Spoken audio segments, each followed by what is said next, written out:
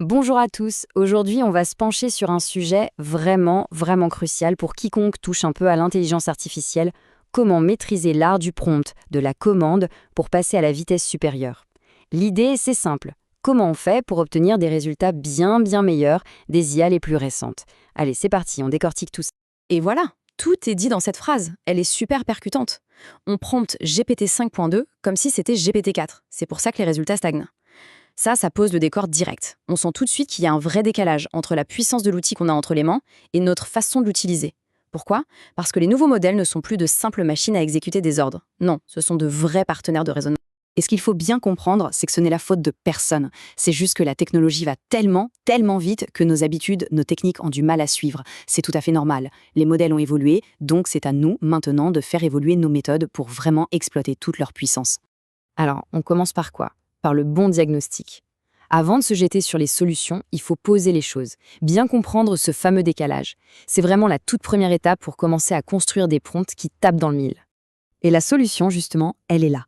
Elle repose sur des fondations très solides. Un plan, une sorte de plan d'architecte pour rédiger le prompt parfait.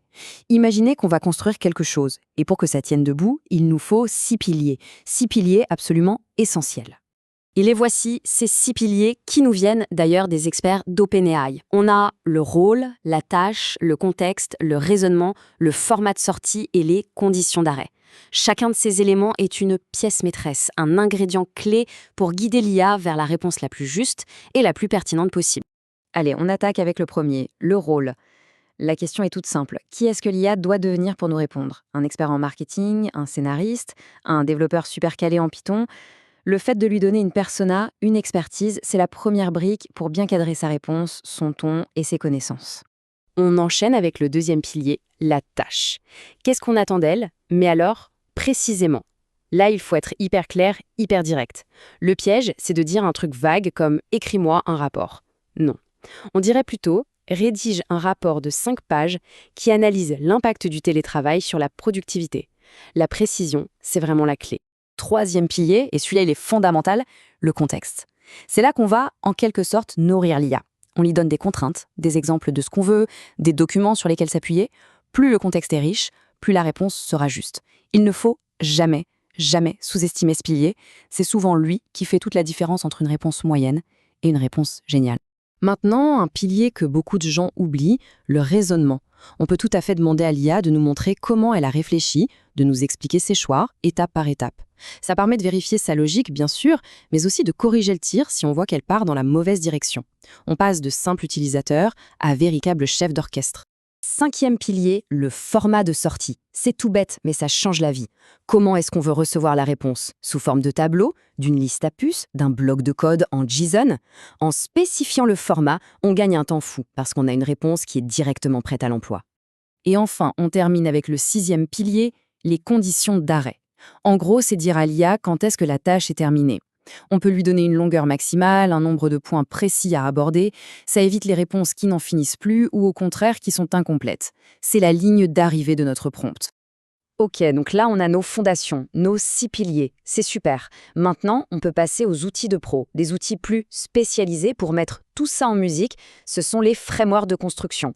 Ce sont des structures toutes prêtes pour organiser des demandes un peu plus complexes. Regardons-en deux qui sont très connus. D'abord, le framework STAR pour situation, tâche, action, résultat. Ça, c'est génial pour analyser une situation ou raconter une histoire de manière structurée, parfait pour préparer un entretien d'embauche par exemple. Et puis, il y a le GROW. Goal, l'objectif, Reality, la réalité, Options et Will, la volonté. Lui, il est top pour tout ce qui est résolution de problèmes ou coaching. Voyez ça comme des recettes de cuisine, ça aide à ne rien oublier. Mais attendez, ce n'est pas tout. En plus des piliers et des frameworks, il existe des petites commandes, des sortes de codes secrets, qui sont hyper puissants pour modeler la réponse de l'IA à la volée. Par exemple, ELI5, ça veut dire Explain like I'm 5. Explique-moi comme si j'avais 5 ans. C'est magique pour forcer l'IA à laisser tomber le jargon et à utiliser des analogies simples. Ensuite, TLDR, pour Too Long Didn't Read. Ça, c'est pour demander un résumé super concis. Parfait pour extraire l'essentiel d'un texte immense. Et enfin, la technique Feynman, qui consiste à demander à l'IA de nous enseigner un sujet, pas à pas. L'idée, c'est que si elle peut l'enseigner simplement, c'est qu'elle l'a vraiment compris. Ce sont des raccourcis incroyablement efficaces. Allez, pour être sûr que tout est bien en place, on fait un dernier petit contrôle qualité.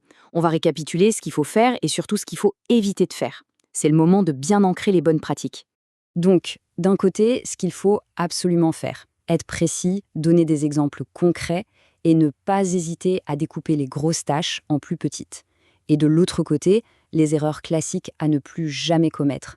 Les prompts vagues du genre écris un rapport, faire confiance à 100% à la première réponse sans jamais vérifier, et surtout, l'erreur de base, oublier de lui assigner un rôle dès le début.